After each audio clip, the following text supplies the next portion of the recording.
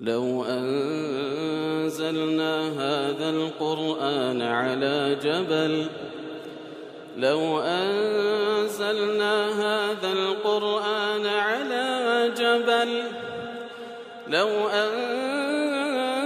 أنزلنا هذا القرآن على جبل لو أنزلنا هذا القرآن على جبل لرأيته خاشعا متصدعا من خشية الله وتلك الأمثال نضربها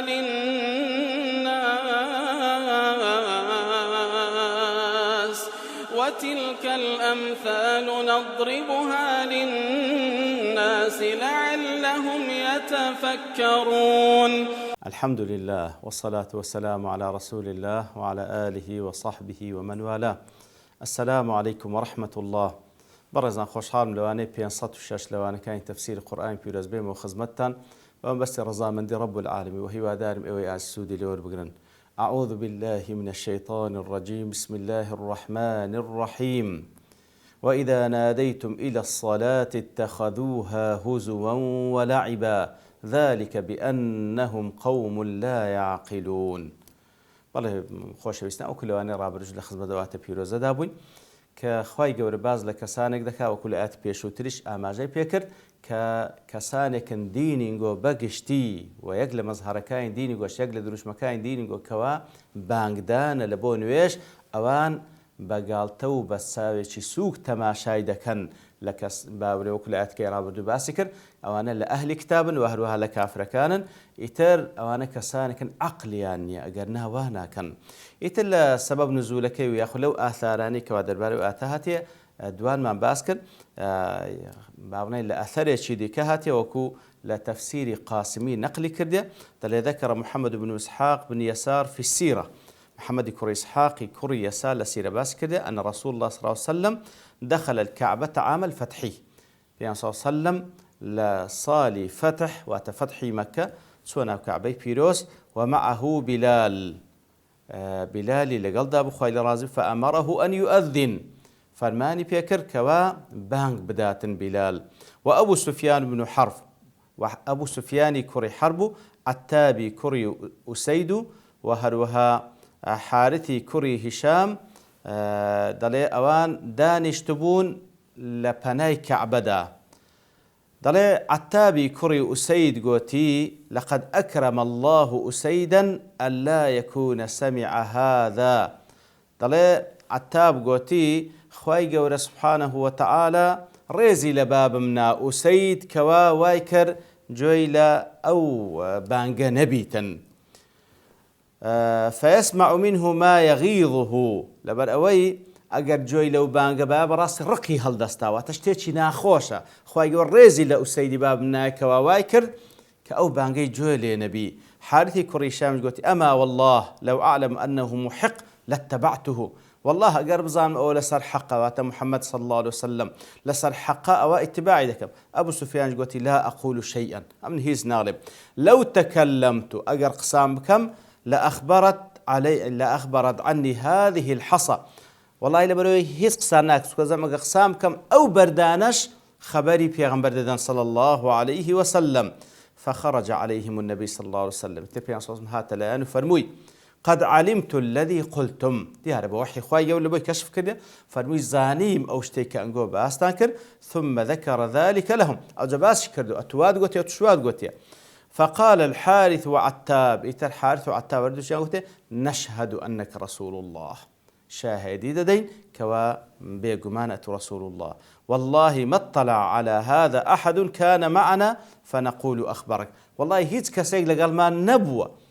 كوا جوي ليبوبي خبري تويدا بتنها ما أسي كسبوين إتر أواب بلقية لسروي كوا بيان صلى الله عليه وسلم رسول الله وإيماني بينا كواتا اللي رجع ويما بستا واتا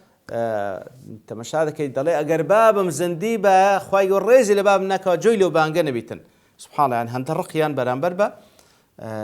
بانج هبوة. وقال الإمام أحمد إمام أحمد جفرمي عن عبد العزيز بن عبد الملك بن أبي محذورة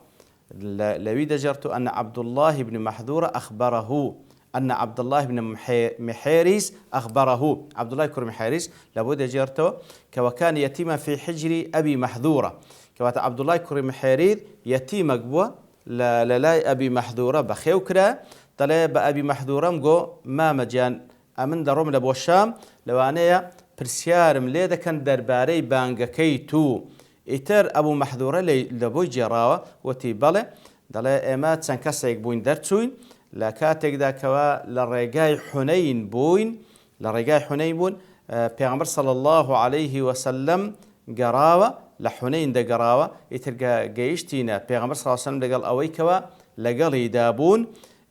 يكيك لواني كلقال بيغمبر دا صلى الله عليه وسلم بانجي فرمو لبوي كوا نويج بكن طلع إيماش كدنجا كمان بيست دفرمي إيماش كدن كمان بيست إيماش وكو بلين باستهزاوة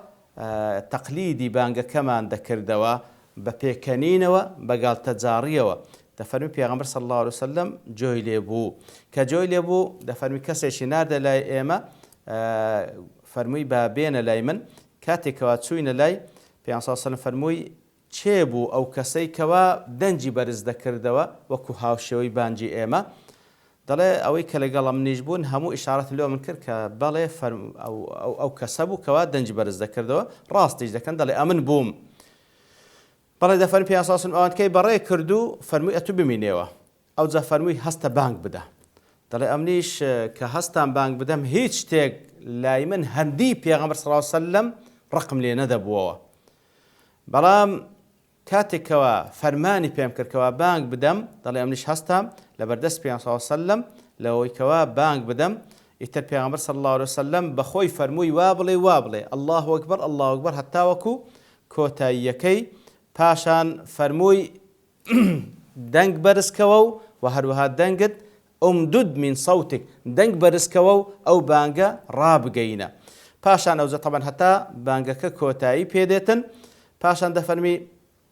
ثم دعاني حين قضيت التأذين باشان بانجي كردن باشوكوا بانكا تواو بو فأعطاني سرة فيها شيء من فضة أو زاد فرمي تشيسا تشي بيبخشيم أو تشيسا شتيشي تيدابو وتهندك باري لزيو تيدابو ثم وضعوا على ناصية أبي محذورة أو زا دستي لسرني متسواني أبي محذورة دانا باشان دستي بد متساوي داهنا باشان هنا سر سينجي أو جاء پیغمبر صلى الله عليه وسلم دعاء له كرد فرموي بارك الله فيك وبارك عليك أو دعاء له كرد ببركة فضلهم قلتم يا رسول الله مرني بالتأذين بمكة يا رسول الله ما دام فيري بانك دان كردم دي فرمان بيبكا كوا لمكش بانك بدم دفرمي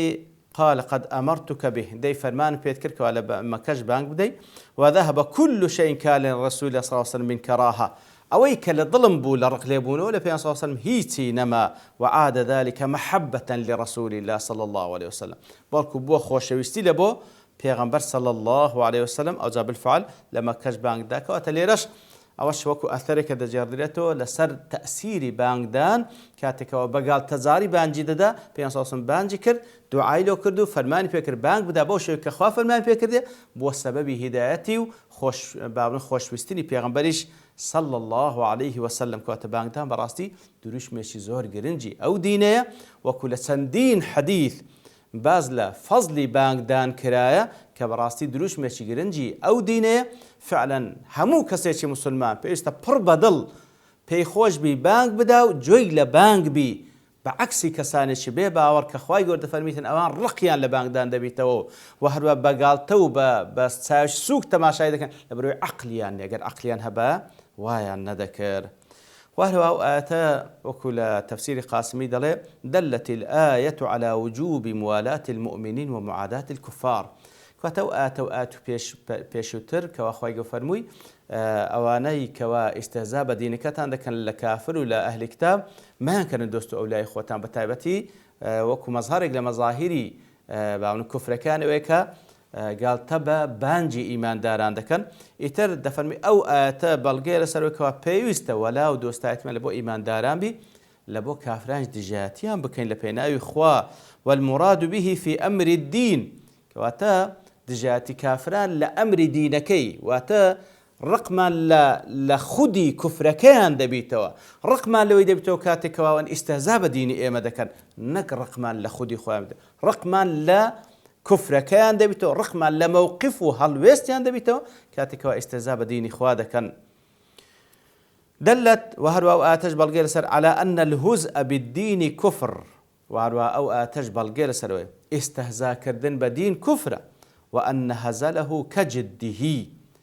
أجر بقال تزاريج بي وكو جديتك هردو شهر كفرة ولا إكليج الآية أصل في تكفير المستهزئ بشيء من الشريعة تفهموا آية أصلا لو كوا هركسك استهزاء بشريعة خوابك بي كافر دبي وهو آية بلغير سروي على أن للصلاة نداء وهو الأذان فهي أصل فيه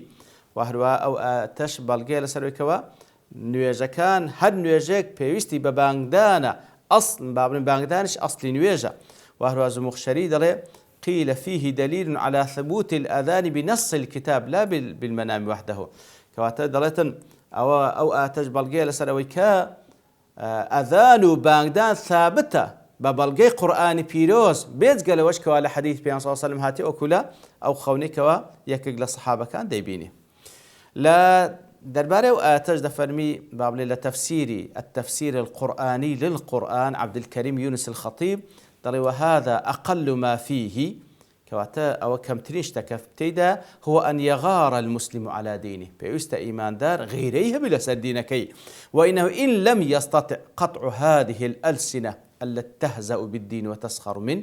أقل تواناشدان بالزمان أو كسان ببريتا كوا استهزاء وقال تجارب دينكي دكن فإن أضعف الإيمان في هذا الموقف هو أن يتجنب هؤلاء الساخرين المستهزئين أضعف الإيمان أويا كواليان دور كوتوا لو كسان كوا استهزاء دين دكن وأن ينظر إليهم نظرة العدو المتربص به كواتا تماشاي أوانش بو نظري تماشاي كوا وكو دجمنيك كوا تربصيان كده واتخويان ملاز دار بو كوا بابرين طعنه لدين ولا مسلمان أمدا فلا يأمن له ولا يركن بهيج شيوك ونك ولا يلبوا النبي بلكو بهيج شيوك تأمين النبي ليان ميليش لبو أوان النبي وهروا كاتك دفن واتقوا الله إن كنتم مؤمنين كاتك واخواي دفن التقوى خوابكن خوتان ببارزن أجر إيمان دارن إشارة إلى أن الغيرة على الدين أوش دفن أو بشاءاتج بلكي لسرويك غيرة لسردين والانتصار له ممن ينتهك حرمته هو من تقوى الله كتغيير لسردين وهذا الدفاع كردن لدين برامبر بو كسان كواد يعني حرمتي أو ديني بشتشنن أو لتقوى إخوايا وأن موالاة أعداء الإسلام والكائدين له والمستهزئين به هو مما يبعد عن التقوى ولا لبو دجمناني أو دينا لبو أو كسان كوا استهزاء بو دينا دكن أو لتقوى دور الدخاتوا ويحجز المؤمن على أن يكون من المتقين ببيت سوانا ولا لبو أو كسان كوا دجمناتي أو دينا دكان دبي تماي أو كوا لتقوى داب بالري فإذا كان المؤمن مؤمنا حقا أجر إيمان دار راستقي نبي فليتق الله بأتقوى إخوائي قولبك وأول مداخل التقوى إلى الله يكم مدخليج لمداخل كان التقوى يكم درجاك للتقوى بتسيجوله هو توقير الله بيستخوا بقول بزاني وتوقير دينه رزل دينك بني والغيرة على حرماته غيرتها بلا سر حرماته بيروزكان أو دينا والدفاع عنها دفاع لو دين بكي واعتبار كل عدوان عليها منكرا حد جاتك لا حتى عداك لسر أو دينا اشتيش منكر قبيحة يدفعه بيده حتى بيبكري بدس بيست دفاع بك فإن لم يستطع فبلسان أجر بدس بينك لا بيست بزمان دفاع بك فإن لم يستطع فبقلبه أجر هنا بدل وذلك أضعف الإيمان هذا كل حديث بيغم بدأت صلى الله عليه وسلم لا تفسير السعديج درباري وتداد فرمي فإذا علمتم أيها المؤمنون حال الكفار تفهم أي إيمان دارنا وتكواد فهم أي إيمان دارنا أجر زائنتا حال كافر كان تشيويك موقفي أن تشيويك برامبر بدين وشدة معاداة لكم ولدينكم زانيتا كأن سند جاتين قود دجات دين خوادكا فمن لم يعادهم بعد هذا أقل دواي أوش دجاتي أو كساننكي دل على أن الإسلام عنده رخيص.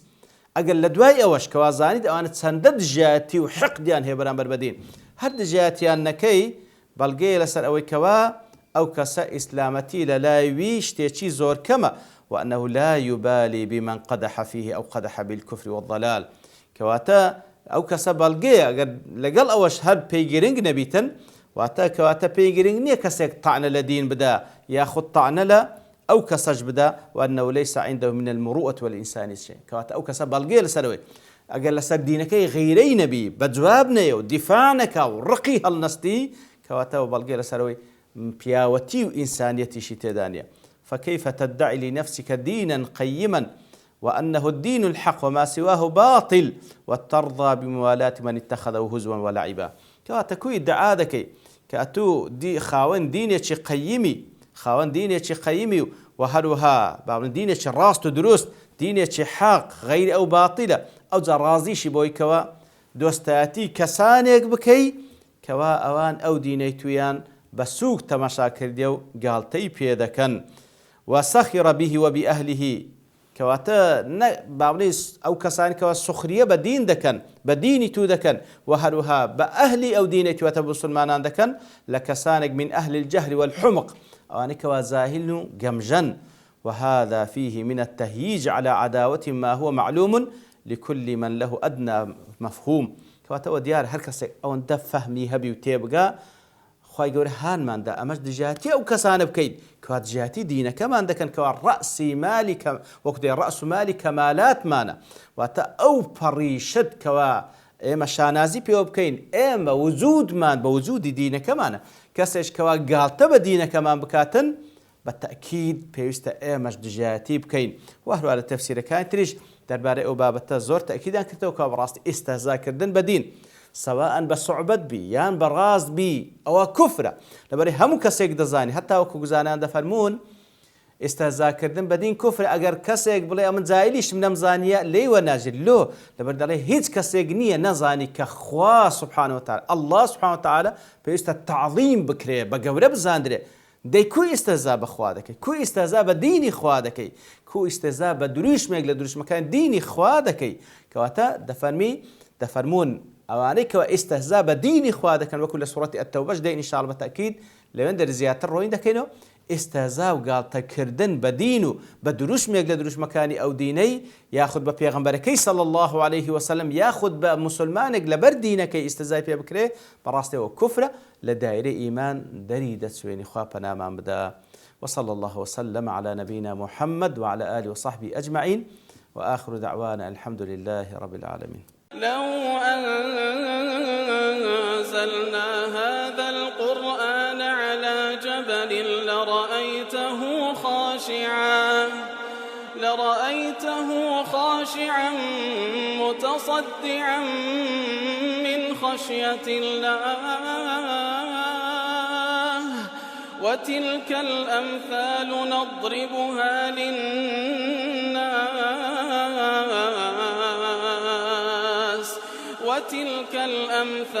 نضربها للناس لعلهم يتفكرون.